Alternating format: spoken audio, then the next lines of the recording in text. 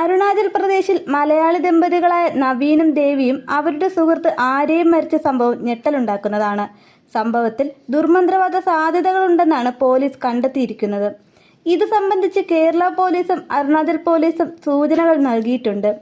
3 പേരുടെയും email chat സംബന്ധിച്ച വിവരങ്ങൾ പോലീസ് ശേഖരിച്ചിട്ടുണ്ട്. 2021 മുതലുള്ള ഇമെയിൽ ചാറ്റ് വിവരങ്ങളാണ് ശേഖരിച്ചത്. ചാറ്റിന്റെ ഉള്ളടക്കം ഇപ്പോൾ പുറത്തു പറയാൻ കഴിയില്ലെന്നും കൂടുതൽ പരിശോധനകളും അന്വേഷണവും ആവശ്യമാണെന്നും Thiruvananthapuram deputy police commissioner Nithin Raj പറഞ്ഞു. മരണത്തിന് പിന്നിൽ ബ്ലാക്ക് മാജിക് ആണോ എന്ന് ഈ ഘട്ടത്തിൽ പറയാൻ കഴിയില്ല. അവരുടെ വിശ്വാസത്തിന്റെയോ അവർ വായിച്ച ഏതെങ്കിലും പുസ്തകത്തിന്റെയോ പ്രേരണ ആത്മഹത്യക്ക് പിന്നിലുണ്ടായേക്കാം. സംഭവത്തിൽ മറ്റാരുടെയെങ്കിലും പങ്കുണ്ടോ എന്ന കാര്യവും പരിശോധിക്കും. ഇവർക്ക് തമ്മിൽ 4 വർഷമായി പരിചയമുണ്ടെന്നും DCP പറഞ്ഞു. അതിനിടെ മൂവരും താമസിച്ചിരുന്ന മേഖലയിൽ മന്ത്രവാദ സംഘടനകളുടെ കൺവെൻഷൻ നടന്നതായി സൂചനയുണ്ട്. മരിച്ച ദേവിയുടെ അച്ഛനുമായി അരുണാചൽ പോലീസ് സംസാരിച്ചിരുന്നു.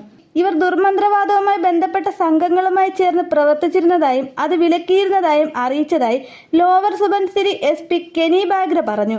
നവീൻ തോമസിന്റെയും ദേവിയുടെയും വീട്ടിൽ നിന്ന് കണ്ടെത്തിയ ലാപ്ടോപ്പിൽ അന്യഗ്രഹ ജീവികളെക്കുറിച്ചുള്ള വിവരങ്ങൾ തേടിയതിന്റെ സൂചനകൾ പോലീസ് കണ്ടെത്തി.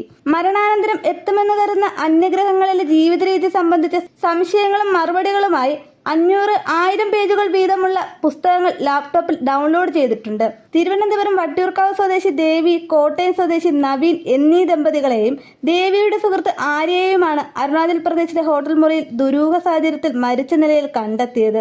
ആര്യ ദമ്പതികളുടെ മകളാണെന്നാണ് ഹോട്ടലിൽ പരിചയപ്പെടുത്തിയത്. നവീൻ മാത്രമാണ് തിരിച്ചറിയൽ രേഖ നൽകിയത്.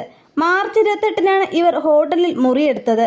ഹോട്ടലിലെ റെസ്റ്റോറന്റിൽ നിന്ന് മാർച്ച് 31 വരെ ഭക്ഷണം കഴിക്കുകയും പുറത്തു പോവുകയും ഒക്കെ ചെയ്തിരുന്നതായി ഹോട്ടൽ ജീവനക്കാർ പറയുന്നു.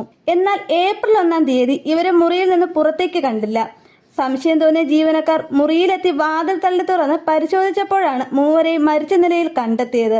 ഒരാളുടെ മൃതദേഹം കട്ടിലിലും ഒരാൾ നിലത്തും നവീന്റെ മൃതദേഹം മുറിയിലെ ശുചിമുറിയിലുമാണ് കിടന്നിരുന്നത്. തുടർന്നുള്ള പരിശോധനയിൽ മുറിയിലെ മേശയിൽ നിന്ന് ഒരു ആത്മഹത്യാക്കുറിപ്പ് ലഭിച്ചു.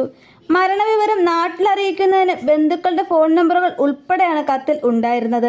ദേവിയുടെയും ആര്യയുടെയും കൈത്തണ്ടയിലെയും കഴുത്തിലെയും മുറിവുകൾ ആഴത്തിലുള്ളതായിരുന്നു. എന്നാൽ നവീന്റെ ശരീരത്തിലെ മുറിവ് സാധാരണ രീതിയിലുള്ളതായിരുന്നു. ഇതാണ് കൊലപാതകമാകാം എന്ന നിഗമനത്തിൽ പോലീസ് എത്തിയത്. നവീൻ ദേവിയെയും ആര്യയെയും കൊലപ്പെടുത്തിയ ശേഷം ആത്മഹത്യ ചെയ്തതാകാമെന്നാണ് പോലീസ് കരുതുന്നത്. ആര്യയുടെ മൃതദേഹത്തിൽ കഴുത്തിൽ ബ്ലേഡ് കൊണ്ടുള്ള മുറിവും ഇതുകൂടാതെ ശരീരത്ത് നിരവധി മുറിവുകളും ഉണ്ടായിരുന്നുവെന്ന് അരുണാചൽ പ്രദേശ് പോലീസ് അറിയിച്ചിരുന്നു.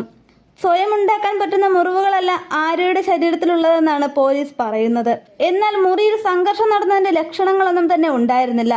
കത്തിനു പുറമെ ഒരു പൊട്ടിയ ചില്ല് ഗ്ലാസും ഒരു പ്ലേറ്റിൽ കുറച്ച് മുടിയും മാത്രമാണ് കണ്ടെത്താൻ കഴിഞ്ഞത്. പ്ലേറ്റിലെ മുടി ദുർമന്ത്രവാദം നടന്നിട്ടുണ്ടാകാം എന്നതിന്റെ തെളിവായിട്ടാണ് പോലീസ് കണക്ക് കൂട്ടുന്നത്. പുനർജന്മത്തെക്കുറിച്ചുള്ള ചർച്ചകൾ നടക്കുന്ന ടെലിഗ്രാം ഗ്രൂപ്പുകളിൽ നവീൻ ജോയിൻ ചെയ്തിരുന്നതായി കണ്ടെത്തിയിട്ടുണ്ട്. ഇപ്പോൾ ഉള്ളതിനേക്കാൾ മികച്ച ജീവിതമാണ് അടുത്ത ജന്മത്തിൽ ലഭിക്കുന്നത് എന്ന് വിശ്വസിപ്പിച്ചാണ് ആളുകളുടെ അവരുടെ വലയിൽ കൊടുക്കുന്നത്. പുനർജന്മത്തെക്കുറിച്ചും അതിനുശേഷമുള്ള ജീവിതത്തെക്കുറിച്ചും നവീനാണ് ദേവിയെ പഠിപ്പിച്ചതെന്നും അതിൽ നിന്നൊക്കെ മകളെയും ഭർത്താവിനെയും വിലക്കിയിരുന്നുവെന്നും ദേവിയുടെ പിതാവ് പോലീസിന് മൊഴി നൽകിയിട്ടുണ്ട്. നവീനും ദേവിയും 1.5 കൊല്ലം മുമ്പ് ഒരു തവണ അരുണാചൽ പ്രദേശിൽ പോയിട്ടുണ്ടെന്നാണ് സൂചന. ഇറ്റാനഗറിലെ ബ്ലൂ പെയിൻ ഹോട്ടലിൽ ഫോറൻസിക് വിദഗ്ധർ പരിശോധന നടത്തിയിട്ടുണ്ട്.